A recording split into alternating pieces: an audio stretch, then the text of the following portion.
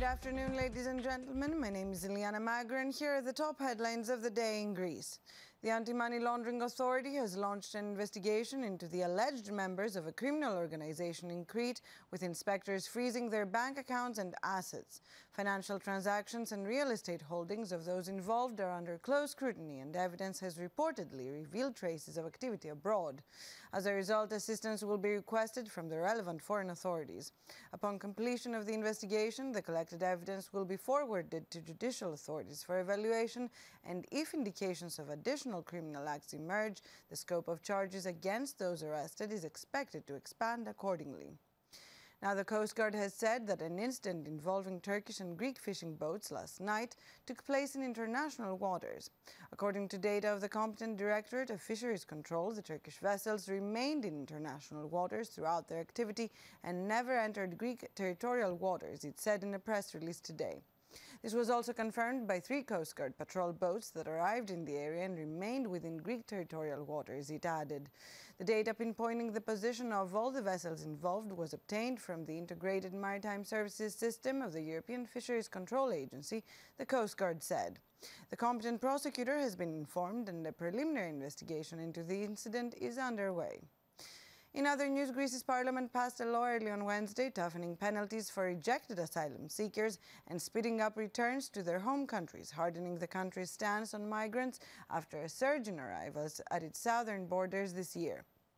Undocumented migrants who are denied asylum and do not leave the country within 14 days will be subject to prison terms of 2 to 5 years, steep fines and swifter deportations. As the bill passed in Parliament in the early hours of Wednesday morning in Athens, Thanos Plevris, the migration minister, gave closing remarks addressed to migrants who might fall afoul of the new law. The Greek state does not accept you, he said. You only have one choice, to go back. You're not welcome. Genuine refugees, Mr. Plevris said, will still be granted asylum. Now, a driver managed to escape after the vehicle she was driving burst into flames while moving in the port city of Piraeus earlier today. The woman was on Vulgari Street when she noticed smoke emanating from the car's engine. She stopped the vehicle and jumped out as flames spread rapidly. Local residents who smelled the smoke reported hearing small explosions. A video filmed by a passerby shows the car covered in thick black smoke and sparks flying from underneath. 3 fire engines rushed to the scene and managed to put out the flames before they spread to parked cars. The traffic police are investigating the incident. Finally, the Kasta tomb in Amphipolis, northern Greece, is expected to open to the public at the end of 2027 or early 2028 at the latest, Culture Minister Elina Mendoni said on Wednesday.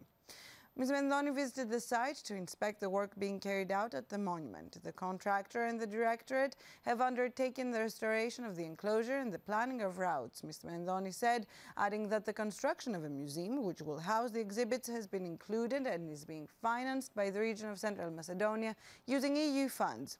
She said that digital applications will also be provided. And that's all for today. Tune in again tomorrow for Greece's only English language news bulletin.